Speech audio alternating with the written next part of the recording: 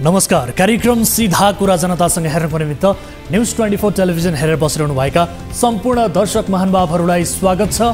म वीरेन्द्र जैरू। माओवादी विद्रोहका बेला धेरै मान्छे दोहोरो भिडन्तमा मारिए।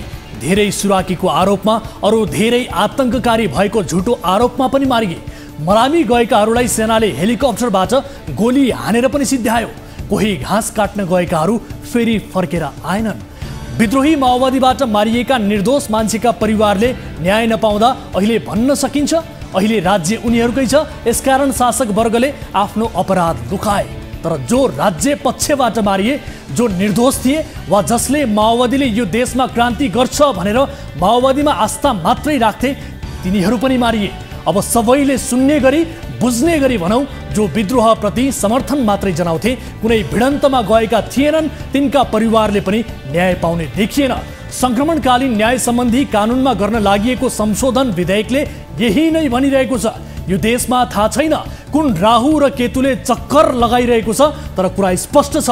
देशका राजनैतिक दलहरूले ऐन कानुनहरू संशोधन गरी मधेसीलाई देखाएर मधेसीलाई नै सिध्याउने, जनजातिलाई देखाएर जनजातिलाई नै सिध्याउने, दलितलाई देखाएर दलितलाई नै अझै दलित बनाउने व्यवस्थित काम गरिरहेका छन्। कुरा संक्रमणकालीन न्याय सम्बन्धी ऐनको मात्र होइन, यो देशलाई माया गर्ने कुनै एक मधेसीले आएर अहिलेको नागरिकता विधेयक मधेसीको पक्षमा छ भनेर भन्न सक्छ? मधेसीको अनुहार देखाएर मधेसीकै अहित गर्नेहरू सबै दलमा छन् र यिनीहरू सबै खतरनाक छन्। यस्तो खतरनाक र काइते अर्को काम आजै सार्वजनिक भएको छ। त्यो हो चुनाव पछिसम्म प्रतिनिधि सभाको आयु लम्ब्याउने, सबै मिलेर तलब भत्ता बुझिरहने। प्रत्येक कुरामा अड्को थाप्ने प्रतिपक्ष एमाले पनि मिलिजुली खाने कुरामा सहमत भएको छ। जिउँदै मान्छेलाई इटा भट्टामा हालेर मारेको अभियोगमा काङ्ग्रेसका नेता अफ्ताब आलम जेलमा छन्। उनैलाई अहिले काङ्ग्रेसले चुनावमा उठाउन खोज्दैछ। आलमलाई चुनावमा टिकट दिन लागि भनेर अहिले जति हल्ला भएको छ, खासमा यो घटना त केही पनि होइन। अरू घटनाका अगाडि ६३ सालमा गौरमा उपेन्द्र यादवका कार्यकर्ताले 28 जना माओवादी कार्यकर्तालाई यसरी हत्या गरेका थिए कि त्यो भन्न सक्ने हिम्मत अहिले पनि कसैलाई छैन। तर याद रहोस्, मधेसीका लागि राजनीति गरेको हुँ भन्नेहरूले त्यो बेला मधेसीकै हत्या गरेका थिए। कतिसम्म भने पूर्व सर्लाहीतर्फ भाग्दै गरेका 11 जना माओवादीलाई बागमती नदी घेरेर पक्रेर मन्दिरमा बलि दिने भनेर ल्याए र उनीहरूले ती सबै मधेसीलाई सामूहिक हत्या गरे। महिलाहरूको त यौनाङ्गमा भाटाले हिर्काएर पनि मारे। मार्ने पक्षका नेता उपेन्द्र यादवले आफ्ना कार्यकर्ताको बचाउ गरे। मारिने पक्षका नेता बाबुराम भट्टराई त अस्तिसम्म उपेन्द्र यादवसँग एउटै पार्टीमा थिए। गौरमा जसरी मधेसीहरू मारिए, तिनको हत्या गर्नेहरूलाई कानुनको कठघरामा उभ्याउनु पर्छ भनेर कहिले पनि माओवादीले भनेन। बरु त्यो बेला प्रचण्डले दरबारिया र विदेशी तत्त्वको घुसपैठ भएर यस्तो गरिएको भन्दै विज्ञप्ति निकाले। पटक पटक प्रचण्ड र उपेन्द्र यादव सरकारमा पनि सँगै बसे। देश विदेश घुमे, फोटो सेसन गरे, हाँसे खेले रमाए। बेमौत मारिएका मधेसीहरू मरेका मरे भए। अनि आज पनि हामी भनिरहेका छौँ, यी नेताहरूले मधेसीको कल्याण गर्छन्, जनजातिको हित गर्छन् र सबै नेपालीको खुसीका लागि यिनीहरू राजनीति गरिरहेका छन्। आज अफ्ताब आलमको नाम सिफारिस मात्रै हुँदा काङ्ग्रेसको आलोचना भइरहेको छ। यस्ता अफ्ताब आलम त प्रत्येक पार्टीमा कति छन् कति। जसरी गौरमा योजना बनाएर मानिसहरूको हत्या गरियो, त्यसै गरी टिकापुरमा भएको नरसंहार पनि योजनाबद्ध जस्तो देखिएको थियो। टिकापुरमा 7 प्रहरी र 1 बालकको हत्या हुनुभन्दा केही दिन अघि थारूहरूलाई हिंसात्मक बनाउने गरी काङ्ग्रेसका अमरेश कुमार सिंह, राजेन्द्र महतो, उपेन्द्र यादव लगायतले टिकापुरमै पुगेर भाषण गरेका थिए। उनीहरूको भाषणले सोझा थारू उचालिए। अनाहकमा 8 जना मारिए पनि। रेशम चौधरी अहिले पनि जेलमै छन्। बाबुराम भट्टराई सहित मधेसी नेताहरू रेशम चौधरी निर्दोष रहेकाले जेल मुक्त गर्नुपर्छ भनिरहेका छन्। उनीहरूको कुरा सुन्दा लाग्छ उनीहरूले रेशमप्रति माया दर्शाइरहेका छन्। आफै मर्न र मार्न उक्साउने अनि आफै रेशम निर्दोष छन् भन्ने। यदि रेशम निर्दोष छन् भने टिकापुरमा 8 जनाले आत्महत्या गरेर मरेका हुन् त? रेशमलाई निर्दोष देख्नेहरूले दोषी चाहिँ को हुन् भन्ने पनि देखाए भयो नि। रेशमप्रति नेताहरूले देखाएको यो कुनै माया होइन, खासमा थारूहरूको सहानुभूतिवाला भोट पाइन्छ कि भन्ने मात्रै हो। आउनुहोस् सुरु गरौँ जनताको चासो गुनासो र प्रश्न सहितको विशेष कार्यक्रम सीधा कुरा जनतासँग।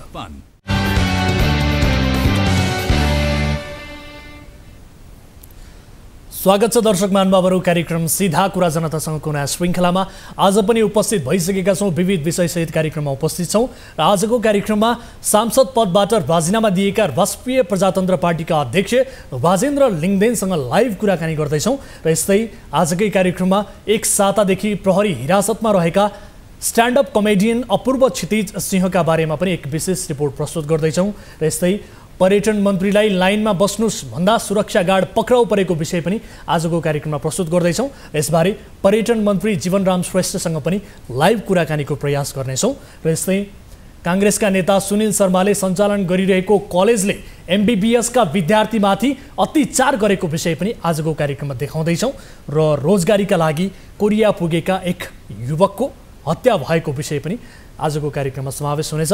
यसबाहेक विविध विषयहरू कार्यक्रममा समावेश हुनेछन्। समयले साथ दिए तपाईँ दर्शक महानुभावहरूसँगको प्रत्यक्ष कुराकानीमा पनि जोडिनेछौँ, जसका लागि हामीले हामीसँग जोडिने माध्यम खुला गरिसकेका छौँ। कुनै पनि समस्यामा पर्नु भएको छ, कुनै पनि आपद विपदमा पर्नु भएको छ, कुनै पनि गुनासाहरू छन् भने तपाईँले कार्यक्रममा हामीलाई प्रत्यक्ष रूपमा कल गर्न सक्नुहुनेछ। आफ्ना गुनासोहरू, आफ्ना विशेष जानकारीहरू तपाईँले राख्न सक्नुहुनेछ भन्दै कार्यक्रमको सुरुवात गरौँ हाम्रो नियमित स्तम्भ ताली र गालीबाट।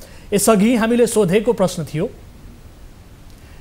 इटाभट्टामा जिउँदो मान्छे पोलेको अभियोगमा थुनामा रहेका मोहम्मद अफ्ताब आलमलाई रौतहट काङ्ग्रेसले प्रतिनिधि सभा निर्वाचनमा उम्मेदवार बनाउन गरेको सिफारिस काङ्ग्रेसी चरित्र अनुसारकै हो भन्नेले तालीमा र होइन भन्नेले गालीमा भोट गर्नुपर्ने थियो। जसअनुसार 57.70% तालीमा र 42.30% गालीमा मत जाहेर गर्नुभएको छ। अर्थात् आलमलाई रौतहट काङ्ग्रेसले प्रतिनिधि सभा निर्वाचनमा उम्मेदवार बनाउन गरेको सिफारिस काङ्ग्रेसी चरित्र अनुसारकै हो भन्नेमा बढी मत परेको छ, अर्थात् तालीमा बढी मत देखिएको छ। अब ताली र गालीका लागि आजको प्रश्न, प्रतिनिधि सभाको कार्यकाल लम्ब्याउने कानुन फास्ट ट्र्याकबाट ल्याउने सरकारको चाहनाको अन्तर्य मिलिजुली तलब भत्ता खाने प्रपञ्च हो भन्नेले तालीमा र होइन भन्नेले गालीमा भोट गर्नुहोला। हाम्रो पात्रको एप्लिकेसनमा गएर ताली र गालीका लागि भोट गर्न सक्नुहुनेछ र भोटिङ सुरु हुन्छ। अब आजको पहिलो विषयतर्फ यहाँहरूको ध्यानाकर्षण गराउन चाहन्छु। राष्ट्रिय प्रजातन्त्र पार्टीका अध्यक्ष राजेन्द्र लिङदेनले सांसद पदबाट राजीनामाको घोषणा गरेका छन्। प्रतिनिधि सभाको आइतबार बसेको बैठकमा बोल्दै अध्यक्ष लिङदेनले सांसद पद त्याग गरेको घोषणा गरे। उनले निर्वाचनको मिति घोषणा भइसकेको अवस्थामा नयाँ प्रतिनिधिले शपथ नलिएसम्म अहिलेको संसदको आयु बढाउन खोजिएको भन्दै अब सांसद पद त्याग गरेको घोषणा गरेका हुन्। प्रतिनिधि सभाको आयु बढाउन सरकारले ऐन संशोधन गर्न लाग्दैछ। प्रतिनिधि सभाको कार्यकाल नयाँ संसदको पहिलो बैठक बसेपछि मात्रै समाप्त हुने गरी विधेयक दर्ता भइसकेको छ। दर्ता गरिएको केही नेपाल ऐनलाई संशोधन गर्न बनेको विधेयकमा प्रतिनिधि सभा र प्रदेश सभाको कार्यकाल सम्बन्धी नयाँ व्यवस्था गर्न लागि छ। तर संसदको चुनाव घोषणा भइसकेपछि संसद भङ्ग हुनुपर्ने र सरकार काम चलाउन हुने मान्यता राप्रपाको रहेको भन्दै संसदको आयु लम्ब्याउने काममा राप्रपाको समर्थन नहुने अध्यक्ष लिङदेनको तर्क छ र यसै विषयमा हामी उहाँसँग प्रत्यक्ष रूपमा कुराकानी गर्नेछौँ। उहाँ यति बेला हाम्रो टेलिफोन सम्पर्कमा प्रत्यक्ष रूपमा जोडिनु भएको छ, उहाँसँग कुराकानी गरौँ। अध्यक्षजी, यहाँलाई स्वागत छ कार्यक्रम सीधा कुरा जनतासँगमा। धन्यवाद सर। अब संसदका पक्ष प्रतिपक्ष सबै विधेयकको पक्षमा रहेका बेला तपाईँ मात्रै किन अप्ठ्यारो मान्छे भनेर यो बनेर चाहिँ निस्किनु भयो? अब तपाईँ साँच्चै नै संसद नजाने हो त? नजाने हो त साँच्चै भन्ने कुरा हो र त्यत्रो घोषणा गरेर चाहिँ आइसकियो। हजुर, यो मेरो चाहिँ नि अन्तर्मनको निर्देशन हो। हजुर, खास गरी संसदको निर्वाचनको घोषणा भइसकेपछि संसद विघटन हुनु पर्दथ्यो। म लामो समयदेखि यो विषयमा आवाज उठाइराखेको पनि थिएँ। तर अब संसद विघटन हुने मात्रै होइन, संसदको निर्वाचन भइसकेपछि यदि वर आइसकेपछि अब फेरि चाहिँ मङ्सिर 4 गते पछि पनि संसदको आयु चाहिँ लम्ब्याइराख्ने, तलब भत्ता खाइराख्ने व्यवस्था मिलाउनु त अनुचित मात्रै होइन, अनैतिक हुन्छ। त्यसकारणले मैले चाहिँ अब अहिले मेरो संसदीय जे उपस्थिति छ संसदमा सङ्ख्याको मैले चाहेर पनि रोक्न सक्दिनँ, मेरो विरोधको केही अर्थ हुँदैन। त्यसकारणले कमसेकम म चाहिँ अब यो अनैतिक काममा सहभागी नहुने भनेर राजीनामा दिएर निस्किएको छु। अब तपाईँले यसलाई अनैतिक भनिरहँदा तपाईँले अनैतिक देख्नुभयो, तर अरू कसैले यसलाई अनैतिक देखेन। तपाईँ मात्रै एक्लो बृहस्पति भएर निस्किनु भयो नि त, होइन? अब अरूको आफ्नो देख्ने आँखा हुन्छ, अब कसरी देख्नुहुन्छ अरूलाई म केही दोष दिन चाहन्न, तर यो जे काम हो त्यो अनैतिक काम हो भन्नेमा म दृढ छु र यही विषय अब हामी आगामी दिनमा जनताको माझमा लिएर जान्छौँ र यो नैतिक रहेछ कि अनैतिक रहेछ भन्ने कुरा मङ्सिर 4 गते थाहा हुन्छ। हजुर, अब यो राज्यको सम्पत्ति मिलिजुली बाँडी खाने यो जुन परम्परा छ यो राजनीतिक दलहरूको पुरानै परम्परा छ, होइन? अनि यसमा तपाईँ पनि लाभान्वित नै हुनुहुन्थ्यो होला, तर राजीनामा दिने घोषणा पो गर्नुभयो। साँच्चै हो कि अथवा अरूभन्दा म ठिक छु भन्ने किसिमको एउटा इम्प्रेसन पार्न मात्रै यस्तो घोषणा गर्नुभएको हो? होइन, म सबै प्रकारको अग्नि परीक्षाहरूमा बस्न तयार छु। हजुर, मैले निरन्तर रूपमा राजनीतिलाई पेसा व्यवसाय होइन सेवाहरूको एउटा सर्वोत्तम माध्यमको रूपमा स्वीकारेर काम गरिराखेको छु र यो आवाज उठाइराखेको छु र म सबै प्रकारको अग्नि परीक्षामा खरो उत्रन तयार छु। राजनीतिलाई फेरि पनि भन्छु, जसले कमाइ खाने भाँडो सम्झन्छ त्यसको विरुद्धमा छु र नेपालको राजनीतिमा एउटा संस्कारको राजनीति स्थापना गर्न चाहन्छु। राष्ट्रिय प्रजातन्त्र पार्टीले आगामी दिनमा भ्रष्टाचार नगरेर घुस नखाएर पनि राजनीति गर्न सकिन्छ भन्ने मान्यता स्थापित गर्न चाहन्छ र गरेर देखाउँछ। हजुर, अब तपाईँले राजीनामा दिइसके पछाडि अन्य दलका सांसदहरूले तपाईँलाई कस्तो किसिमको प्रतिक्रिया दिए सुनाउ न। सबैको सकारात्मक चाहिँ टिप्पणी छ। उहाँहरू धेरै साथीहरूले तपाईँले राम्रो काम गर्नुभयो, अब हामी दलीय बन्धनमा छौँ, हामीले चाहेर पनि कति कुराहरू गर्न सक्दैनौँ। तपाईँ आफै पार्टी अध्यक्ष हुनुहुन्छ, तपाईँ आफै निर्णायक हुनुहुन्छ, त्यस कारणले तपाईँले चाहिँ यो काम गर्न सक्नुभयो, राम्रो छ, बधाई छ भनेर भन्नुभएको छ। भनेको अरू सांसदहरूले दिएको प्रतिक्रिया अनुसार राजनैतिक दलका नेतृत्वले उनीहरूलाई चाहिँ कन्ट्रोल गरेर राखेका रहेछन् भन्ने किसिमको तपाईँको भनाइ हो। भावना चाहिँ तपाईँसँगै मेल खायो, तर उनीहरूलाई चाहिँ राजनैतिक दलका नेतृत्वले कन्ट्रोल गरेर राखेका छन् भन्ने किसिमको मेरो भनाइ भनेर अब अरू दललाई किन दोष दिइराख्नु, त्यो तपाईँहरू सबैले त्यति बुझ्ने कुरा हो, उहाँहरूले त्यही कुरा भन्नुभयो।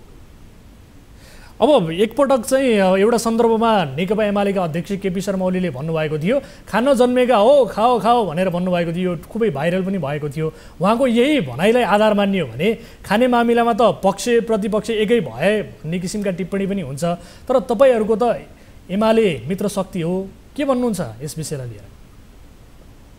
यसमा मेरो कुनै टिप्पणी छैन, त्यो अब जनताको जिम्मामा दिन चाहन्छु। जनताले नै यसको बारेमा आगामी दिनमा निर्णय गर्नुपर्ने हुन्छ कि कुन दलहरूका कस प्रकारका क्रियाकलाप रह्यो। राष्ट्रिय प्रजातन्त्र पार्टीको त स्पष्ट धारणा छ कि 3 दशकदेखि नेपाली जनता र नेपाल राष्ट्रलाई एउटा सिन्डिकेट खडा गरेर जसरी चाहिँ बन्धक बनाइएको छ, चक्रव्यूहमा भित्र चाहिँ फसाइएको छ, अब त्यसलाई मुक्त गर्नको लागि, त्यसबाट देश जनतालाई मुक्त गर्नको लागि मङ्सिर 4 गते नेपाली जनताले विवेकपूर्ण निर्णय गर्नुपर्नेछ। अब त्यसै बेला चाहिँ नेपाली जनताले निर्णय गर्छ भन्ने मेरो विश्वास छ। म अहिले धेरै टिप्पणी गरेर कुनै दल विशेषलाई दोष दिन चाहन्न। हामीले निरन्तर रूपमा पनि आफ्नो कुराहरू उठाइराखेकै छौँ कि अहिलेकै व्यवस्था, अहिलेकै ठुला पार्टीहरू र अहिलेकै ठुला हौँ भन्ने नेताहरूलाई जिताएर अब देश चाहिँ अगाडि बढ्न सक्दैन। अहिलेको विकृति विसङ्गतिका भाग भनेकै अहिलेका ठुला भन्ने राजनीतिक दलहरू हुन्। तिनीहरूको विस्थापनबाट मात्रै यो यथास्थितिको अन्त्य हुन सक्छ, यो हाम्रो निष्कर्ष हो र मलाई विश्वास छ नेपाली जनताले आउने निर्वाचनमा त्यसतर्फ निर्णय गर्नेछन्। अब अहिलेको अवस्थालाई हेर्ने हो भने सत्ता गठबन्धन निकै स्ट्रङ भएर आए जस्तो पनि देखिन्छ। एमालेको आछु भइरहेका बेला तपाईँ नेतृत्वको जुन राष्ट्रिय प्रजातन्त्र पार्टी छ यसले चाहिँ एउटा जादु नै गर्छ भन्ने किसिमको जुन कुरा छ, यसलाई हामीले कसरी पत्याउने सर? यो आगामी निर्वाचनमा तपाईँहरूले जादु नै गर्नुहुन्छ कि भन्ने खालको जुन छ नि, यसलाई कसरी पत्याउने? हामी सोची विचारिक र ठिक ढङ्गले परिचालित भएका छौँ र हामीले अहिले देशको खास मर्मलाई बुझेर आफूलाई अगाडि सारिराखेका छौँ। नेपाली जनतामा चेतनाको स्तर असाध्यै बढेर गएको छ। हरेक चुनावपछि चाहिँ जुन किसिमको नयाँ ढङ्गले जनतामा चेतनाको विकास भइरहेको छ त्यो यसपालिको निर्वाचनमा पनि देखिन्छ भन्ने मलाई विश्वास छ। जनतामा चेतनाको विकास भइसकेको छ भन्ने कुराको सन्देश चाहिँ गएको स्थानीय तहको निर्वाचनमा काठमाडौँ महानगरपालिका र धरान महानगरपालिकामा जुन निर्णय आयो त्यसले पनि देखाउँछ, त्यसले पनि सन्देश दिन्छ कि अब नेपाली जनताको चेतनाको स्तर उठिसक्यो, नेपाली जनता परिवर्तनको पक्षमा छन्, यथास्थितिको पक्षमा छैनन् भन्ने देखिएको छ। त्यसकारण जसरी धरान काठमाडौँमा ठुला दलहरूका विरुद्ध मतदाताले अप्रत्याशित परिणाम देखाइदिए, मतगणना हुँदा मात्रै ठुला राजनीतिक दलहरूले थाहा पाउने गरी मतदान गरे, त्यो कुरा आउने संसदीय निर्वाचनमा पनि ठिक छ। तपाईले भनेको जस्तै काठमाडौँ र धरानमा चाहिँ जनताले केही न केही परिवर्तन त पक्कै देखाइदिए, तर अहिले काङ्ग्रेस र एमाले चाहिँ हमला गरिरहेको पनि देख्नु भएको होला नि तपाईँले स्वतन्त्र उम्मेदवारहरूलाई। होइन, हमला गर्नेहरूले गर्दै गर्छन् र त्योलाई पनि जनताले बडो सतर्कतापूर्वक हेरिराखेको छ नि। त्यो पछि के भइराखेको छ, बालेनहरू हर्क साम्बाङहरू सफलतापूर्वक काम गर्न सक्छन् कि सक्दैनन्, गरिराखेको छन् कि छैनन्, उनीहरूलाई काम गर्न दिन्छन् कि दिँदैनन् भन्ने कुरा आफ्नो ठाउँमा छ, तर मतदाता परिवर्तनको पक्षमा छन्, ठुला दलहरूको विपक्षमा छन् भन्ने कुरा सन्देश चाहिँ दिन त्यो निर्वाचन सफल भएको छ र आउने प्रदेश तथा प्रतिनिधि सभाको निर्वाचनमा त्यो अझ सशक्त ढङ्गले आउँछ र अहिले नेपालको राजनीतिमा ठुला दल हौँ भन्ने काङ्ग्रेस कम्युनिस्टहरूको विकल्पको रूपमा राष्ट्रिय प्रजातन्त्र पार्टी नै अगाडि आइराखेको हुनाले अब विकल्पको रूपमा नेपाली मतदाताले जनताले राष्ट्रिय प्रजातन्त्र पार्टीलाई अगाडि बढाउँछन् भन्ने कुरामा हामी विश्वस्त छौँ। अब मेरो अन्तिम प्रश्न अध्यक्षज्यू यहाँलाई, जस्तो अब नागरिकता विधेयकमा यति बेला लडाको भइरहेको छ, त्यस्तै सङ्क्रमणकालीन न्याय सम्बन्धी ऐन संशोधन विधेयक पनि विवादमा छ, अहिलेको केही नेपाल ऐनलाई संशोधन गर्न बनेको विधेयक पनि विवादमै पर्यो। यो सरकारले गतिला ऐन कानुन बनाउँदैन भन्ने बुझाइ तपाईँहरूको हो? अहिले संसदलाई एउटा चाहिँ आफ्नो स्वार्थ सिद्धि गर्ने थलोको रूपमा मात्रै चाहिँ प्रयोग गर्न थालिएको छ। न नागरिकता विधेयकको विषयमा चाहिँ पर्याप्त छलफल भएको छ, न गम्भीरतापूर्वक छलफल भएको छ। सबै चिजहरू हतारो प्रक्रियाबाट टुङ्ग्याउने कामहरू चाहिँ भइराखेको छ। यो अहिले मेरो विचारमा निर्वाचन घोषणा भइसकेपछि संसदको आयु लम्ब्याउने र यस प्रकारका गतिविधि गर्ने कामहरू अनुचित छन् र अब जे बाँकी कामहरू छन् आउने चाहिँ संसदले अथवा नयाँ संसदले, निर्वाचित संसदले गर्न उचित हुन्छ भन्ने चाहिँ हाम्रो धारणा छ। यो अहिले भइराखेका कामहरू अनुपयुक्त र अनुचित छन्। तर तपाईँ त यही बेलामा विशेष गरी एक कडा रूपमा उत्रिनुपर्ने, कडा रूपमा विरोध गर्नुपर्ने बेलामा चाहिँ संसदै छोडेर हिँड्नुभयो, मैदान छोडेर हिँड्नुभयो भन्ने किसिमका टिप्पणीहरू तपाईँले सुन्नु भएको छ कि छैन कतै? यो भन्नेहरूका लागि भन्नलाई छुट्छ। कतिपयले मैले चाहिँ भ्रष्टाचारको विरोध गरेँ भने के भन्छन् भने ए भ्रष्टाचार आज मात्रै भएको हो, हिजो भएको थिएन, हाम्रोले मात्रै गरेको हो, तिमीहरूले गरेको थिएनन् भनेर भ्रष्टाचारीको संरक्षण गर्ने पक्षमा केही मानिसहरू तर्क गर्छन् हैन। त्यस्तै कुरा मात्रै हो कि अहिलेको संसदमा, अहिलेको संसदीय गणितमा राष्ट्रिय प्रजातन्त्र पार्टीको कुनै निर्णायक भूमिका रहँदैन। आवाज उठाउने, जनताको आवाजलाई संसदमा राख्ने बाहेक अङ्कगणितीय हिसाबले हाम्रो कुनै भूमिका हुँदैन। र अहिले यो जुन ऐनमा चाहिँ संशोधन आइराखेको छ त्यसमा पनि निर्णायक भूमिका नहुने र मैले चाहेर, राप्रपाले चाहेर पनि रोक्न नसकिने भएपछि त्यहाँ थेत्तर भएर बसेर फेरि पनि चाहिँ संसदको आयु लम्ब्याउने र त्यो तलब भत्ता धेरै लिँदै बस्ने काम अनुचित मात्र होइन अनैतिक हुन्छ भनेर त्यसबाट चाहिँ बाहिरिने निर्णय गरेको हो। हामी त्यसबाट भागेको होइन। योभन्दा अर्को ठुलो विरोध के हुन सक्छ? यो आँट अरू कसैले गरोस् न। हस् अध्यक्षज्यू, यो समय र महत्त्वपूर्ण कुराकानीका लागि यहाँलाई धेरै धेरै धन्यवाद। हस्, तपाईँलाई पनि धेरै धेरै धन्यवाद। दर्शक महानुभावहरू, यस विषयमा हामीले कुराकानी गऱ्यौँ। ताजा रूपमा उहाँको आज मात्रै संसदबाट राजीनामाको घोषणा उहाँले गर्नुभएको थियो। यही विषयमा हामीले कुराकानी गऱ्यौँ। अब अर्को विषयतर्फ यहाँहरूको ध्यान आकर्षण गराउन चाहन्छु। पर्यटन मन्त्री जीवनराम श्रेष्ठ अहिले एउटा विवादमा मुछिएका छन्। क्यानाडा जान बायोमेट्रिकका लागि उनी ठमेल स्थित भिसा सेन्टरमा पुगेका थिए। त्यहाँका सुरक्षा गार्डले उनलाई पालो मिचेर अगाडि नआउनुहोस् भन्दै रोके। मन्त्रीलाई पालोमा आउनु भन्ने सेक्युरिटी गार्डले त्यही हप्की दप्की भेटे। त्यो बीच मन्त्री पक्ष र सेक्युरिटी गार्ड बीच के कस्ता संवाद भएका थिए, घटनाको दुरुस्त दृश्य कस्तो थियो भन्ने स्पष्ट भइसकेको छैन। तर मन्त्री रोक्न खोज्ने सेक्युरिटी गार्ड चाहिँ अहिले प्रहरी हिरासतमा पुगेका छन्। पदीय शक्तिको दुरुपयोग गरेर एक मामुली सुरक्षा गार्डलाई मन्त्रीले हिरासतमा पुर्याएका हुन् या अनुशासन सिकाउने नाममा शैली बिग्रेका सुरक्षा गार्डले साँच्चै व्यवहार गर्न नजानेका हुन् त? यो विशेष रिपोर्ट हेरौँ। मन्त्री पदको दम्ब देखाएर सेक्युरिटी गार्डलाई हिरासतमा पुर्याएको भनेर पर्यटन मन्त्री जीवनराम श्रेष्ठ विवादमा परेका छन्। मन्त्री श्रेष्ठलाई दुर्व्यवहार गरेको आरोपमा गरुड सेक्युरिटीमा कार्यरत सुरक्षा गार्ड शेरजङ गुरुङ 3 दिनदेखि प्रहरी हिरासतमा छन्। मन्त्री श्रेष्ठले पालो मिचेर आफ्नो काम गराउन खोज्दा साया सेन्टर स्थित भिसा सेन्टरका सुरक्षा गार्डले उनलाई रोकेर लाइनमा बस्न भनेका थिए। सुरक्षा गार्डको यस्तो व्यवहार सहन नसकेपछि मन्त्री श्रेष्ठले प्रहरी बोलाए र उनलाई हिरासतमा पुर्याएका छन्। घटना गत शुक्रबारको हो।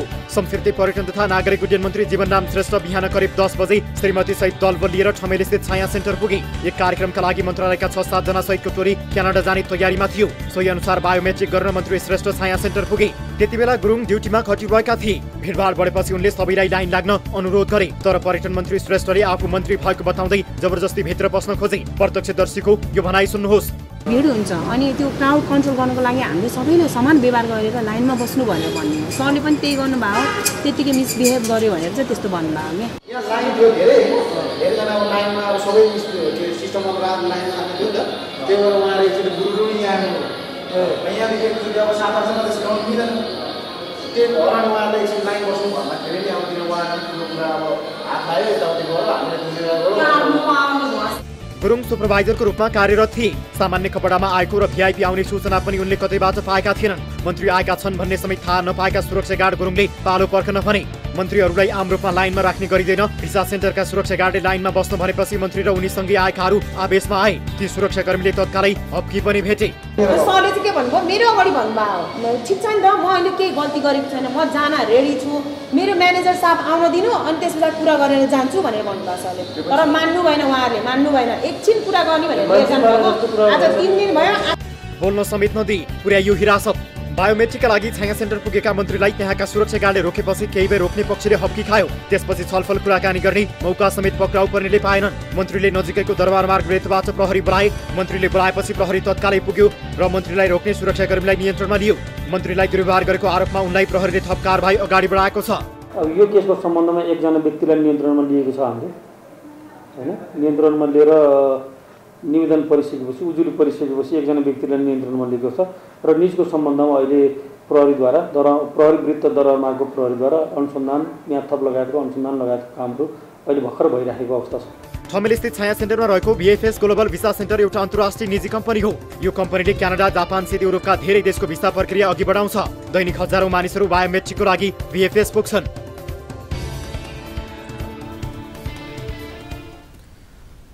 दर्शकहरू, यस विषयमा थप कुराकानी गर्नका लागि हामी कोसिस गरिरहेका छौँ। संस्कृति पर्यटन तथा नागरिक उड्डयन मन्त्री जीवनराम श्रेष्ठलाई टेलिफोन सम्पर्कमा ल्याउने प्रयास भइरहेको छ। उहाँसँग हामी कुराकानी गर्छौँ। मन्त्रीले आफ्नो पदीय दुरुपयोग गरेर एक सुरक्षा गार्डलाई हिरासतमा पुर्याएको भन्दै अहिले उनको आलोचना समेत भइरहेको छ र यो घटनाको सत्य तथ्य के हो यसबारे हामी मन्त्रीज्यूसँग पनि बुझ्ने प्रयास गर्दैछौँ।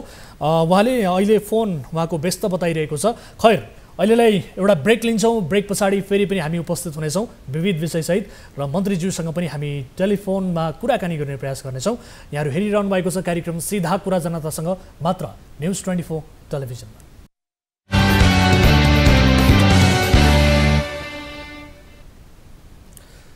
ब्रेकपछि स्वागत छ दर्शक महानुभावहरू। कार्यक्रम सीधा कुरा जनतासँगमा विविध विषयहरू प्रस्तुत गरिरहेका छौँ र हामीले ब्रेक अघि प्रस्तुत गरेको विषयमा थप कुराकानी गर्नका लागि यति बेला पर्यटन मन्त्री जीवनराम श्रेष्ठ हाम्रो टेलिफोन सम्पर्कमा जोडिनु भएको छ। उहाँसँग यस घटनाको बारेमा थप कुराकानी गर्छौँ।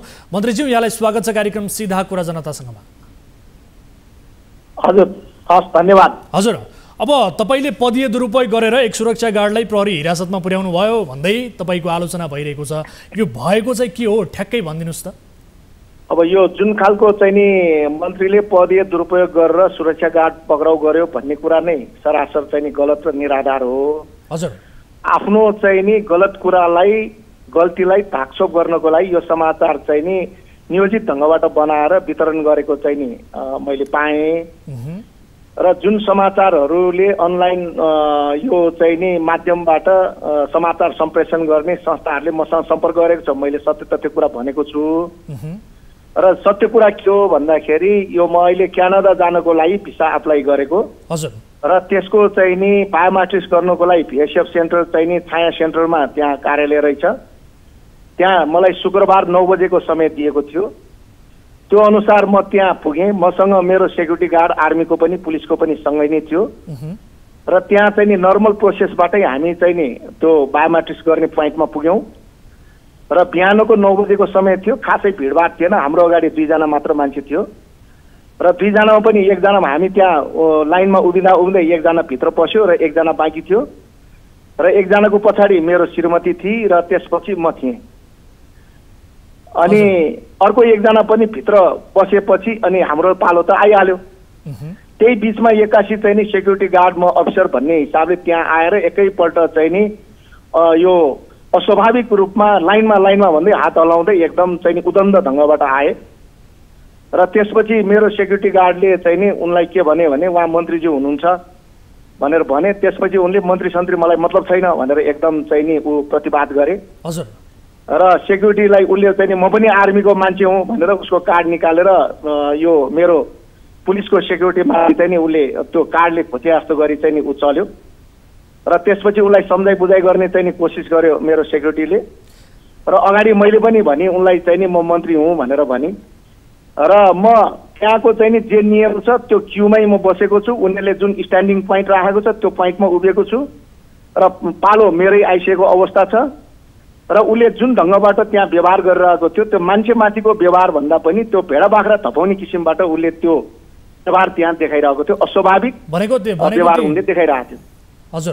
त्यसपछि म बायोमेट्रिक्सको लागि भित्र पसेँ, आएँ। उनी भित्रबाट म बाहिर आउँदाखेरि पनि उसले चाहिँ नि एकदम घुरेर हेरेर आएको थियो र त्यही बिचमा अब मेरो सेक्युरिटी गार्डमाथि पनि उसले दुर्व्यवहार गर्यो, म माथि पनि दुर्व्यवहार गर्यो र उसलाई सम्झाइ बुझाइ गर्दाखेरि पनि उदण्डता उसले देखायो र मन्त्रीज्यूलाई रोके मैले। आज हामी छाया सेन्टरमा स्थलगत रिपोर्टिङ गर्न गएका थियौँ। त्यहाँ अन्य सुरक्षा गार्डहरूले त्यहाँका कर्मचारीहरूले बताए अनुसार मन्त्रीज्यूले केही भन्ने अवसर पनि दिनु भएन रे, सिधै प्रहरी बोलाउनु भयो, एकाएक सुरक्षा गार्डलाई थुनाइदिनु भयो भन्ने किसिमको उहाँहरूको पनि भनाइ छ। भर्खरै हामीले रिपोर्टमा पनि देखायौँ। अब पालोमा बस्नु मात्रै भनेको भए त त्यति ठुलो विषय थिएन होला नि त। त्यो गलत कुरा हो, त्यो जसले भनेको छ त्यो गलत कुरा हो। म अगाडि बसेर कुरा गर्न सक्छु किनभने यो अरूमाथि घटना भएको घटना होइन, मै किङ छु र त्यो जसले तपाईँलाई त्यो रिपोर्ट गर्यो त्यो सरासर गलत हो र म त्यहाँबाट फर्किसकेपछि उनलाई चाहिँ नि पक्राउ गर्यो भन्ने कुरा मैले सुनि। एउटा हामी भिआइपीहरूलाई जुन सरकारले सुरक्षा गार्ड चाहिँ नि प्रबन्ध गरेको छ त्यो उसको कर्तव्य उसले निर्वाह गर्ने कुराहरू हुन् र मेरो सुरक्षा गार्डले आफ्नो चाहिँ नि जुन एउटा ड्युटी हो त्यो अनुसार उसले आफ्ना प्रक्रियाहरू अगाडि बढाउने काम गर्यो र हामी फर्किसकेपछि उसलाई पक्राउ गर्यो भन्ने कुरा मैले सुनेको हुँ। त्यसैले कुरा गर्ने पनि समय दिएन भन्ने कुरा त्यो सरासर गलत चाहिँ नि कुरा हो।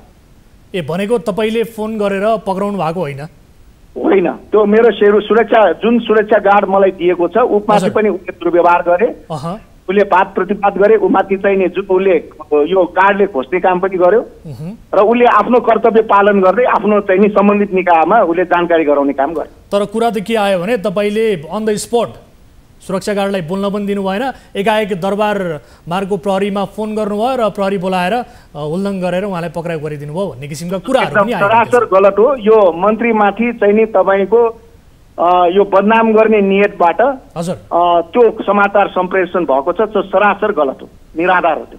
अब त्यसो भए तपाईँले बताए अनुसार त एक मन्त्री जस्तो मान्छेमाथि त यस्तो किसिमको दुर्व्यवहार हुँदो रहेछ भने त्यो भिसा सेन्टरमा एक सर्वसाधारण नागरिकमाथि कस्तो दुर्व्यवहार हुँदो हो त? यो त कल्पना समेत गर्न नसकिने विषय भयो। एकदमै यो मेरो कन्सर्न पनि त्यही हो। मन्त्री जीवनराम श्रेष्ठ ठुलो कुरा भएन, तर जुन खालको व्यवहार उनीहरूले त्यहाँ देखाइरहेको थियो, मान्छेलाई मान्छे जस्तो व्यवहार गर्ने भन्दा पनि भेडा बाख्रा थपाउने जस्तो चाहिँ व्यवहार उसले त्यहाँ देखाइरहेको थियो। एकदम आफैले यो भोगिसके पछाडि सरकारले यो भिसा सेन्टरमा चाहिँ यसको व्यवहार प्रति कुनै त्यस्तो किसिमको निर्देशन दिनुपर्छ जस्तो तपाईँले महसुस गर्नु भएको छ कि छैन? अब यस विषयमा सरकारका सम्बन्धित निकायहरूले निश्चित रूपमा आफ्ना प्रक्रियाहरू अगाडि बढाइरहेको हुनुपर्छ। हजुर। र भिएसएफ सेन्ट्रल पनि तपाईँको त्यो एउटा प्राइभेट कम्पनी हो र त्यो चाहिँ नि त्यहाँ हाम्रा नेपाली दाजुभाइ दिदीबहिनीहरू जो बाहिर जानको लागि भिसाको लागि त्यहाँ चाहिँ नि जान्छन्, उहाँहरूले तिरेको पैसाबाट उहाँहरूले तलब खाने हो, उहाँहरूले कार्यालय चलाउने हो। ती सेवाग्राहीहरूलाई सहज ढङ्गबाट सेवा दिने कुरा उहाँहरूको कर्तव्य हो।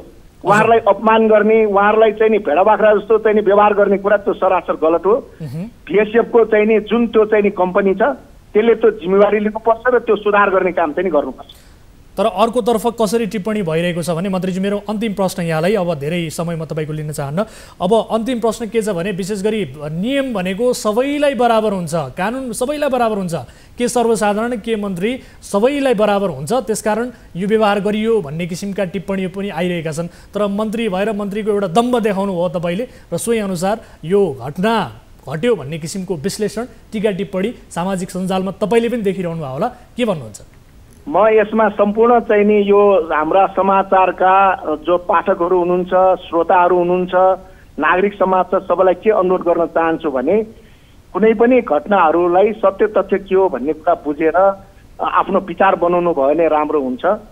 र कसैले चाहिँ नि एउटा सुनियोजित ढङ्गबाट आफ्ना गल्तीलाई ढाकछोप गर्नको लागि कसैप्रति आरोपित गरेर जुन बदनाम गर्ने कोसिसहरू गर्छ त्यस्तोको पछाडि लाग्ने भन्दा पनि तथ्य कुरा के हो भन्ने कुरा बुझ्नु राम्रो हुन्छ। र मेरो आग्रह के हो भन्दाखेरि यो जुन भिसा सेन्टर छ त्यहाँ नागरिकहरूमाथि सम्मानजनक व्यवहार हुनुपर्छ, मन्त्रीमाथि मात्र होइन, नागरिकहरूमाथि सम्मानजनक व्यवहार हुनुपर्छ, उनीहरूमा पोलाइटनेस हुनुपर्छ र उनीहरूले नै तिरेको पैसाबाट उनीहरूले तलब खाइरहेको हो, त्यो कुरा चाहिँ नि उहाँहरूले बुझ्नुपर्छ। हस् मन्त्रीज्यू, यो महत्त्वपूर्ण समय र कुराकानीका लागि यहाँलाई धेरै धेरै धन्यवाद। हस्, धन्यवाद। दर्शक महानुभावहरू, यस विषयमा हामीले कुराकानी गऱ्यौँ। ब्रेक अघि हामीले रिपोर्ट प्रस्तुत गरेका थियौँ। यो विषय आज सामाजिक सञ्जालमा समेत निकै तातिएको अवस्था छ। अब अर्को विषयतर्फ यहाँको ध्यानाकर्षण गराउन चाहन्छु। स्ट्यान्ड अप कमेडियन अपूर्व क्षितिज सिंह केही दिनदेखि प्रहरी हिरासतमा छन्। उनले कमेडीका नाममा नेवार जातिको संस्कृतिलाई होच्याउने गरी सामग्री प्रस्तुत गरेको आरोप जाहेरी दिनेहरूको छ। अपूर्वले जस्तो सामग्री तयार पारे, जस्तो भिडियो बनाए त्यो उनले युट्युबबाट हटाइसकेका छन्। तर पनि त्यो सामग्री विभिन्न स्वरूपमा अहिले पनि सामाजिक सञ्जालहरूमा छ। अपूर्वको कमेडी सरसर्ती हेर्दा कुनै जाति वा सभ्यता विशेषलाई लक्षित गरेर व्यङ्ग्य गरिएको देखिन्छ। यस्तो सामग्री कसैका लागि मनोरञ्जन हुन सक्छ, कसैका लागि अपाच्य र सद्भाव बिथोल्ने प्रकृतिको पनि लाग्न सक्छ। अपूर्वले जस्तो सामग्री तयार पारे त्यसमा केही त्रुटि अवश्य थिए, यसमा विवाद छैन। तर पनि त्यो सामग्री जातीय सद्भाव बिथोल्ने, हिंसाका लागि प्रेरित गर्ने उद्देश्यसहित गलत नियत नै राखेर प्रस्तुत गरिएको थियो भन्नु चाहिँ अलि नमिल्ने हो कि? केही महिना अघि मन्त्री नै रहेकी रेणु यादवले गौरमा पुगेर अर्को गौर नरसंहार मचाइदिने अभिव्यक्ति दिएकी थिइन्। नरसंहार गर्छु भन्नेहरूले समेत छुट पाउने देशमा अपूर्वमाथि कतै सजाय समाज अलिकति बढी नै कठोर बनिदिएको हो कि भन्ने प्रश्न पनि उब्जिएको छ। अपूर्वको रिहाईका लागि आइतबार जिल्ला प्रहरी परिसर काठमाडौँमा पनि छलफल भयो। हेरौँ यो विशेष रिपोर्ट।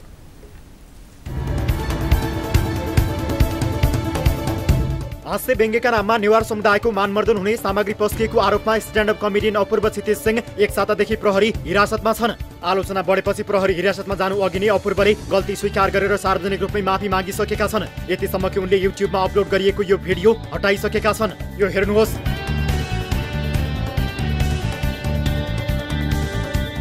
अपूर्वको दम्भ, कमेडियनलाई नसिकाउनु। कुनै पनि जात, धर्म, लिङ्ग विशेषलाई होच्याएर व्यङ्ग्य गर्न पाइँदैन। उनको पछिल्लो कमेडीमा विवाद आइसकेपछि अपूर्वले लेखेका छन्, कमेडियनलाई कुन टपिकमा कमेडी गर्ने र नगर्ने भनेर सिकाउनु भन्दा पनि उसको इन्टेन्सन के थियो भन्ने बुझिदिँदा राम्रो हुन्थ्यो होला। अपूर्वको यो स्ट्याटसले भन्छ उनी जात, धर्म, लिङ्ग विशेषलाई होच्याएर कमेडी गर्न हुँदैन भन्नेमा ज्ञात नै छन्। त्यसैले अरूले उनलाई सिकाउनु पर्दैन। तर उनले पस्किएको सामग्रीले नेवार समुदायको संस्कृति र सभ्यतामाथि खिल्ली उडाएको भन्दै उनलाई प्रहरीको खोरसम्म पुर्यायो। यद्यपि अपूर्वले कसैमाथि अपमान गर्ने उद्देश्य नभएर रमाइलोका लागि मात्रै व्यङ्ग्य गरेको प्रतिक्रिया समेत दिएका छन्। अपूर्व विरुद्ध सम्पदा संरक्षण महाअभियानले प्रहरीमा उजुरी दिएको थियो। अपूर्व विरुद्धको जाहेरीमा महाअभियानको तर्फबाट 103 जनाले हस्ताक्षर गरेका थिए।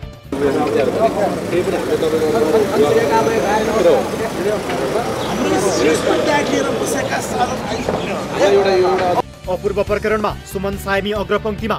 अपूर्वलाई प्रहरीसम्म पुर्याउने भूमिकामा सुमन सायमी अग्रपङ्क्तिमा रहेको बताइएको छ। सायमी आगामी संसदीय चुनावमा काठमाडौँ 8बाट उम्मेदवारी दिने तयारी गरिरहेका छन्। कतिपयले अपूर्व विरुद्धको मुद्दाको नेतृत्व नै सायमीले नै गरिरहेको टिप्पणी गरेका छन्। साइमीले अपूर्व विरुद्धको जाहेरी सहितको प्रकरणलाई आफूले नेतृत्व नगरेको तर यस विषयमा आफ्नो नाम जोडेर अरू नै कसरी राजनीति गरेको प्रतिक्रिया दिइरहेका छन्। यद्यपि उनले अपूर्वले माफी मागेर सुख नपाउने र उनलाई सजाय नै दिनुपर्ने धारणा पहिले नै सार्वजनिक गरेका थिए।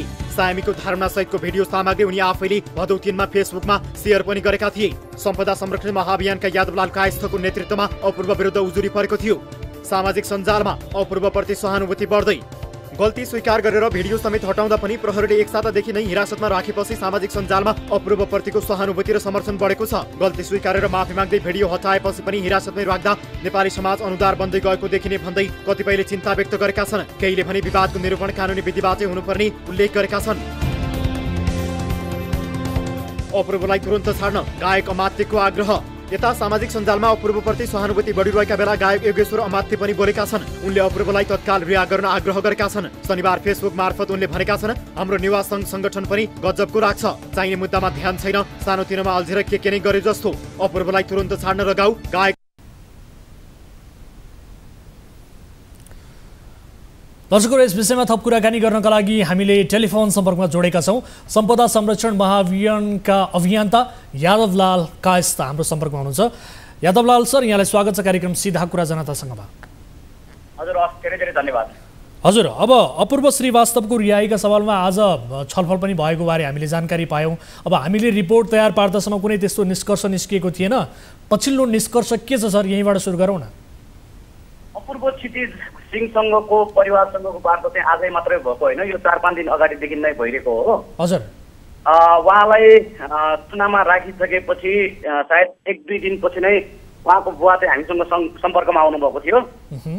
बुबाले चाहिँ एकदम सौहार्दपूर्ण तरिकाले क्षमा याचना गर्नुभएको छ। मेरो छोराले चाहिँ यस्तो गल्ती गर्यो, यो यसरी नलैजाउँ भन्ने उहाँको बुबादेखि लिएर उहाँका नजिकका आफन्तहरू नातेदारहरू सबै आए, हामीसँग सरसल्लाह भएको थियो। हामीले पनि यो कारणले यस्तो भएको, हाम्रो पनि नियत यो किसिमको छैन। उहाँलाई चाहिँ धेरै सजाय दिएर थुनामै राखेर परिवारदेखि लिएर स्वयं अपूर्वलाई पनि ठुलो क्षति पुर्याउने, दुःख दिने, यातना दिने हाम्रो कुनै पनि मन चाहदैन। यो हामीले चाहिँ नेवा सभ्यता बचाउनको लागि एउटा नजिर स्थापित गर्नको लागि धेरै प्रहार भइरहेको छ। यो सभ्यतामा विगत 1 महिनामा मात्रै पनि धेरैचोटि प्रहार भयो। काठमाडौँ महानगरपालिका वडा नम्बर 30 का वडाध्यक्षज्यूले समेत पनि ढुङ्गालाई पूजा गर्ने विकास विरोधी भनेर अभिव्यक्ति दिइसकेपछि हामी गएर चाहिँ वडाध्यक्षज्यूलाई सम्झाइ बुझाइ गरेर उहाँलाई पनि यो बुझाएर उहाँ आफै स्वयंले महसुस गरेर माफी मागिसकेको अवस्था थियो। थुप्रै माफी चाहिँ हामीले दिइसकेका अवस्था थियो। ठिक छ, अब पछिल्लो तपाईँहरूको छलफल चाहिँ विशेष गरी एकपटकका लागि माफी दिने भन्ने विषयमा केन्द्रित भयो कि अथवा सजाय त दिनै पर्छ भन्ने विषयमा केन्द्रित भयो? होइन, एकदम मैले सुरुदेखि नै भन्दैछु त्यही भएर हाम्रो सजाय धेरै नै दिने भन्ने मन चाह छँदै छैन। हेर्नुहोस्, तर सभ्यतामा प्रहार धेरै भइरहेकोले यो नजिर स्थापित गर्ने, यो सभ्यतामा प्रहार गर्न पाइँदैन। यो सभ्यता भनेको विश्वको उत्कृष्ट सभ्यता र नेपाललाई संसारभर शानसँग चिनाउने र नेपाललाई चाहिँ सार्वभौम सम्पन्न अलग स्वतन्त्र राष्ट्र भनेर चिनाएको सभ्यता भएको कारणले गर्दाखेरि एउटा नजिर अबदेखि कसैले पनि प्रहार नगरियोस् भन्ने नै हाम्रो मन चाह थियो। त्यसकारण यसैमा केन्द्रित भएर एउटा क्षमा पत्र तयार पारेर उहाँलाई चाहिँ क्षमा दिए, एउटा महसुस गराएर मेलमिलाप गर्नेतर्फ चाहिँ हाम्रो यो छलफल टुङ्गिएको अवस्था छ। अनि अब विशेष गरी उहाँको परिवारले मेरो छोराले गल्ती गर्यो भनेर भनिरहँदा अपूर्व स्वयंले चाहिँ के भनेका छन्, उहाँको प्रतिक्रिया के छ? अपूर्व स्वयंलाई आजै मात्रै मैले देखेको भेटेको कुरा गरेको हुँ। अपूर्व स्वयंले पनि मबाट गल्ती भएको छ, अब यस्तो किसिमको गल्ती हुँदैन। हुन त मैले यो 25 पटकभन्दा बढी चाहिँ विभिन्न ठाउँमा चाहिँ यो सो गरेको थिएँ, तर कसैले पनि यो बुझेन। तपाईँहरूले बुझिदिनु भयो, यो सभ्यता बुझाइदिनु भयो, धन्यवाद भन्ने खालको प्रतिक्रिया दिनुभएको छ उहाँले। अब विशेष गरी अपूर्वले जुन कमेडी गरेका थिए त्यो कमेडीमा केही त्रुटि त प्रष्टै देखिन्छ होइन, तर उनले कुनै समुदायलाई नियत खराब गरेरै होच्याएको भन्ने तपाईँहरूलाई लाग्छ? त्यसको लागि प्रहरीदेखि लिएर हामीले पनि हाम्रो तर्फबाट अध्ययन अनुसन्धान गरिरहेका छौँ। उहाँको विगतको धेरै क्रियाकलापहरूमा चाहिँ यो सभ्यतामाथि प्रहार गरेर चाहिँ उहाँले कमेडीहरू प्रस्तुत गरिराख्नु भएको रहेछ, जानेर नजानेर। हजुर, र यो कमेडीकै भरमा चाहिँ पक्राउ गर्यो, व्यङ्गकै भरमा पक्राउ गर्यो, वाक स्वतन्त्र चाहिँ हनन भयो भन्ने विषय चाहिँ बिल्कुल गलत छ यहाँनिर। अब एउटा मेरो अन्तिम प्रश्न है, तपाईँहरूले विशेष गरी विषय अपूर्वको मात्र होइन काठमाडौँका सम्पदाको विषय पनि उठाइदिनु पर्यो भनेर भन्नुभएको थियो। सम्पदाको विषय त बृहत छ नि, तर पनि यो सन्दर्भमा तपाईँले महत्त्व दिएर उठाउन खोज्नु भएको चाहिँ केही छ? एकदम धेरै नै छ। न्युज 24 प्रति हाम्रो गुनासो पनि छ। हेर्नुहोस्, किनभने काठमाडौँको विषय भनेको यहाँ हाम्रो देशको विषय पनि हो। हेर्नुहोस्, तर काठमाडौँको सम्पदाको विषयमा यो न्युज 24 च्यानलले चाहिँ हामीले धेरै अनुरोध गर्दा गर्दै पनि उठाइदिएको छैन। के विषयमा उठाएन? न्युज 24 लगायत यो पत्रकार जगत भनेको राज्यको महत्त्वपूर्ण 14औं अङ्ग हो भनेदेखि यो सम्पदाको विषय उठाइदिनुपर्छ भनेर हामीले टेकनारायण भट्टराई सरदेखि लिएर विभिन्न पत्रकारहरू हजुरहरूकै यो न्युज ठीक छ। तपाईले भनेका विषयहरू कुन विषय चाहिँ छुटे, कुन विषय उठेनन्, संक्षेपमा भन्नुहोस् त। ती विषयलाई हामी फलो पक्कै पनि गर्नेछौँ, भन्नुहोस् त। थुप्रै विषय छ, तर संक्षेपमा समयको पाबन्दीलाई मध्यनजर राखेर भन्नुपर्दाखेरि मैले भर्खर पनि भने एनी कुँवर भन्ने एकजना पत्रकार म्याडम हुनुहुन्छ, उहाँलाई पनि मैले धेरै सम्पर्क गर्दाखेरि मिसअन्डरस्ट्यान्डिङ क्रिएट गरेर चाहिँ यहाँनिर यो सम्पदाको विषयहरू उठेको छ। यो विषय यादव लालको मात्रै होइन, राष्ट्रको विषय भएको छ। यहाँ भगवानको मूर्तिहरू चोरी हुन्छन्। हेर्नुहोस् है, काठमाडौँमा प्रधानमन्त्री कार्यालयदेखि लिएर विभिन्न मन्त्रालयहरू छन्, रक्षा मन्त्रालय, संस्कृति मन्त्रालय, त्यति मात्रै होइन, प्रहरीको हेडक्वार्टर, सेनाको हेडक्वार्टर, विभिन्न सुरक्षा निकायको हेडक्वार्टर भएको ठाउँमा भगवानको मूर्तिहरू चोरी हुन्छन्। 357 केजीको, कसैले कल्पना पनि गर्न नसकिने 357 केजीको भगवान, हामी जस्तो मान्छेले हल्लाउन पनि नसकिने भगवानको मूर्तिहरू चोरी भएर अमेरिका, लन्डन पुग्छन्। तर यो विषय कसैले पनि उठाउँदैनन्। यो लगायत थुप्रै विषयहरू छन्, म के मात्रै भनौँ। मूर्ति चोरी भएको विषय हामीले यसै कार्यक्रमबाट प्रसारण गरेको तपाईँले देख्नु भएको थियो कि थिएन? होइन, हजुरहरूले एकचोटि मात्र प्रसारण गरेर पुग्दैन, त्यो सबै सम्बन्धित व्यक्तिहरूलाई ल्याएर यसको फलोअप गरेर यसलाई तार्किक निष्कर्षमा पुर्याउनुपर्छ। यी विषयलाई हामी जेन्युनका साथ स्वीकार गर्छौँ। यी विषयहरू संवेदनशील विषय छन्, यसलाई हामी जेन्युनली फलोअप गर्नेछौँ। समय र जानकारीका लागि धेरै धेरै धन्यवाद सर। अन्तमा थोरै बोल्न दिनुहुन्छ मलाई यो विषयमा? छोटोमा यो मूर्तिको विषयको एकदमै महत्त्वपूर्ण भएकोले हजुरहरूलाई एकदम तीव्रताका साथ, किनभने यो देशको पहिचानसँग जोडेको विषय हो, देशको स्वतन्त्रतासँग जोडेको विषय भएको कारणले गर्दा न्युज 24लाई विनम्र आग्रह गर्छु, व्यक्तिको स्वभाव व्यवहारतिर नगइदिनुहोस्, सम्पदा संरक्षणलाई चाहिँ साथ दिइदिनुहोस् भन्ने चाहन्छु। धन्यवाद। हस्, थ्याङ्क यू सो मच। दर्शकमान बाबु, उहाँसँग हामीले कुराकानी गऱ्यौँ यस विषयमा। अब अर्को विषयतर्फ यहाँहरूको ध्यान आकर्षण गराइहाल्छु। एउटा अर्को महत्त्वपूर्ण विषय पनि छ। विराटनगरको नोबेल मेडिकल कलेज र काठमाडौँको केएमसीका मालिक हुन् सुनिल शर्मा। शर्मा मेडिकल शिक्षाका व्यापारी मात्र होइनन्, नेपाली काङ्ग्रेसको रोजाइमा पर्ने धनाढ्य उम्मेदवार पनि हुन्।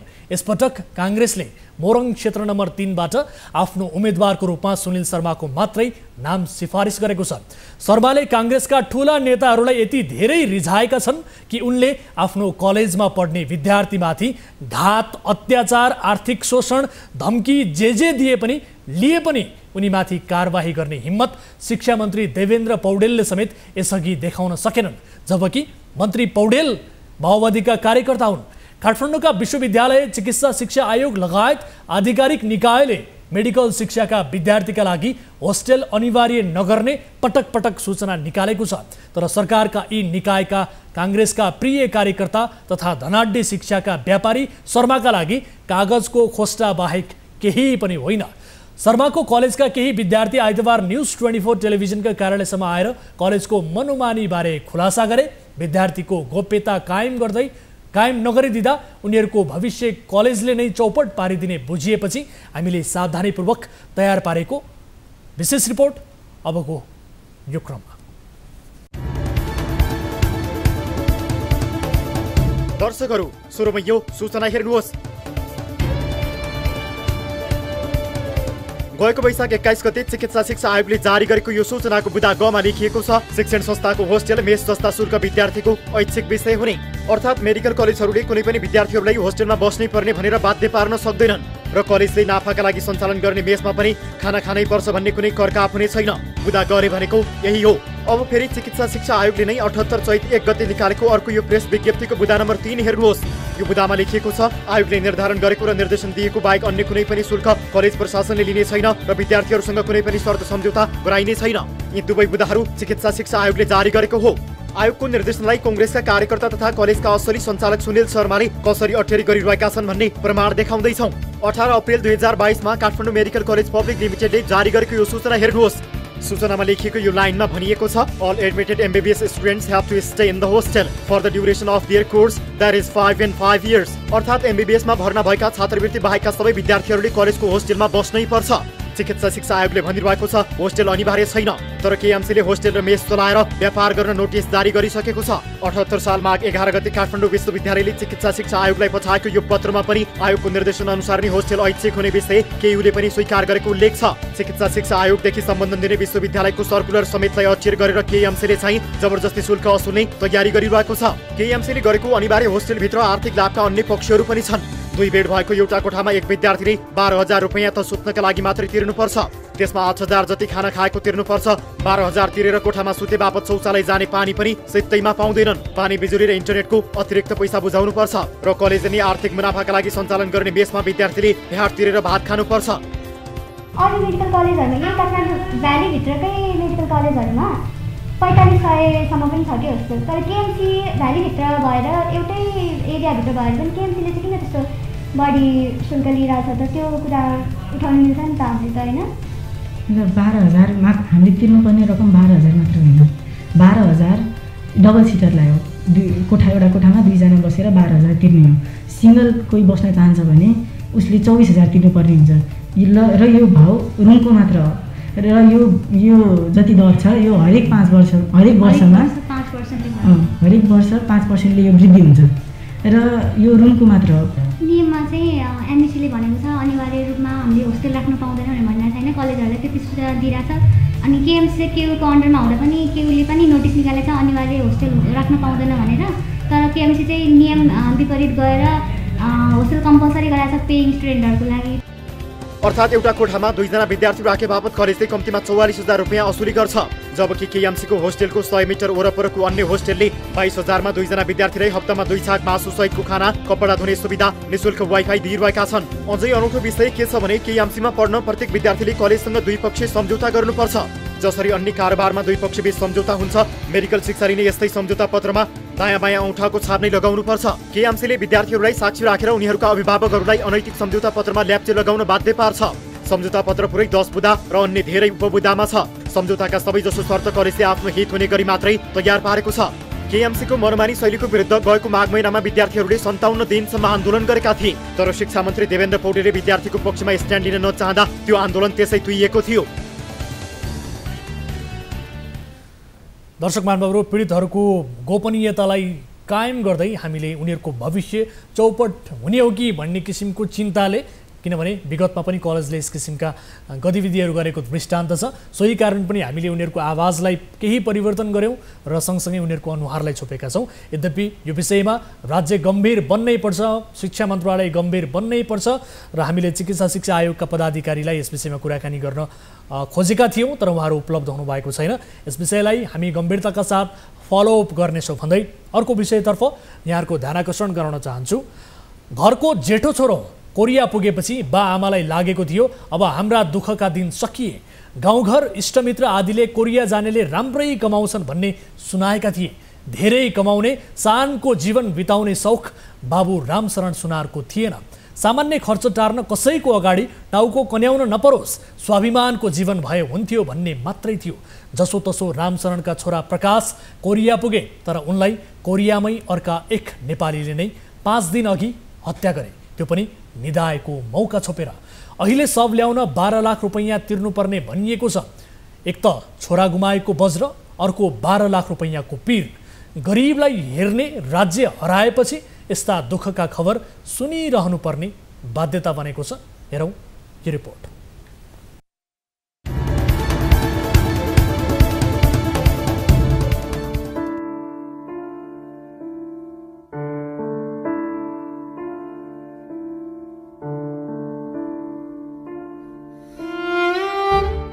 रोजगारका लागि दक्षिण कोरिया पुगेका रामशरण सुनारका जेठा छोराको हत्या भएपछि उनको परिवार अहिले शोकाकुल छ। परिवारमा अझै रुवाबासी छ। प्रकाशको हत्याको खबरसँगै उनको परिवारका सदस्य र आफन्तको आँखा उभानो हुन सकेका छैनन्। उनका बुबा रामशरण सुनारले आफूलाई सम्हाल्न नसकेर कैयौं पटक आफ्नो ज्यान आफैले लिने प्रयास गरे। अस्ति पनि म बेहोस भयो, ल कहिले अस्ति पनि मैले आफैले सुसाइड गर्न खोजेको थिएँ। अब यसै नभए त्यसै नभए अब जुन कमाउने मान्छे भनेको यो भइसकेपछि अब कसको आधारमा बाँच्ने भन्ने भयो। अनि मैले चाहिँ अलिक धारिलो हतियार लिएर म बाथरुमभित्र ठक्क छुरीले चुपीले छिरेको मनी सेरिज भनेर त्यहाँपछि अनि छोराले भाइले गरेर अनि त्यो ढोका बिस्कन्टेले त्यो चक्कु निकाल्यो, त्यहाँ छोरा पनि हात काट्यो। 5 दिन अघि भदौ 15 को रात एउटै कम्पनीमा काम गर्ने 5 थरका राजेश बुढाथोकीले उनका छोरा प्रकाश विकको हत्या गरे। धारिलो हतियार प्रहार गरेर राजेशले प्रकाशको ज्यान लिए। सुतिरहेको बेला प्रकाशको घाँटी रेटेर हत्या गरेको बताइएको छ। आरोपित राजेशलाई घटना लगत्तै कोरियाली प्रहरीले पक्राउ गरेको छ। उसले पनि कडाभन्दा कडा सजाय पाउनु पऱ्यो। अब मरि त मरेर गइहाल्यो, ऊ जिउँदो त रहेन होइन, एउटा सपना बोकेर गएको थियो, सपना चकनाचुर भयो होइन, उसको दिन त्यति नै आइपिए भनौँ कि के भनौँ, त्यो मान्छे काल बनेको गएछ होइन। सजाय चाहिँ जस उसले धेरै नै पाउनु पऱ्यो कि, त्यो मरेला भन्दा नि बढी सजाय पाउनु पऱ्यो। सब नेपाल फर्काइदिन गुहार। परिवारका अनुसार रोजगार अनुमति प्रणाली EPS मार्फत 6 महिना अघि प्रकाश कोरिया पुगेका थिए। उनी प्लास्टिक कम्पनीमा कार्यरत थिए। जेठा छोरा भएकाले बुबा आमा भाइ बहिनी सबैलाई हेर्ने जिम्मेवारी प्रकाशकै काँधमा थियो। तर यही जिम्मेवारीको भारी बोकेर विदेशिएका प्रकाशको जीवनमा एकाएक नसोचेको वज्रपात आइलाग्यो। एउटै कोठामा बस्ने साथी नै काल बनेर प्रकट भए र उनको ज्यान दिए।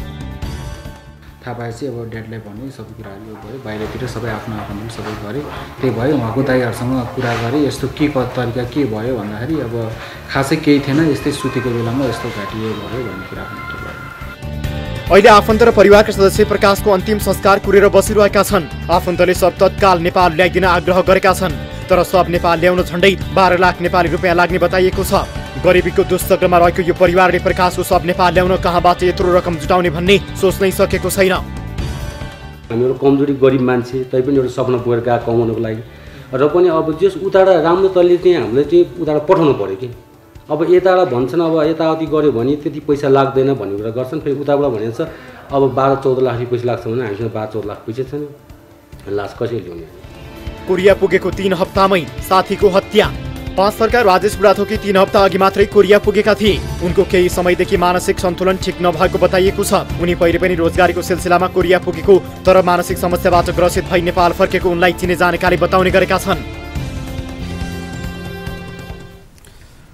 दर्शक महानुभावहरू, अत्यन्त दुःखद घटना यो परिवारको, विशेष गरी सब नेपाल ल्याउनका लागि अहिले हारगुहार गरिरहेको छ र यसलाई लिएर कोरिया स्थित नेपाली दूतावासको गम्भीर रूपमा ध्यान आकर्षण होस्, हामी यही चाहन्छौँ र कोरियामा रहनुभएका अन्य नेपाली सङ्घ संस्थाहरूले पनि यसलाई पहल गरिदिनु हुनेछ यही रिपोर्ट मार्फत, यही रिपोर्ट हेरेर भन्ने किसिमको अपेक्षा हामीले लिएका छौँ। यिनै विषयहरू प्रस्तुत गर्दा गर्दै आजका लागि कार्यक्रमको निर्धारित समय पनि सकिएको छ।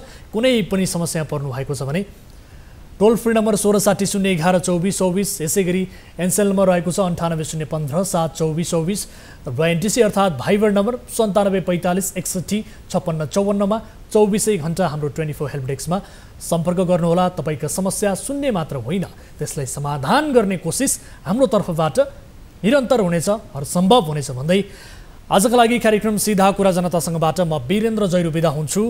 नमस्कार।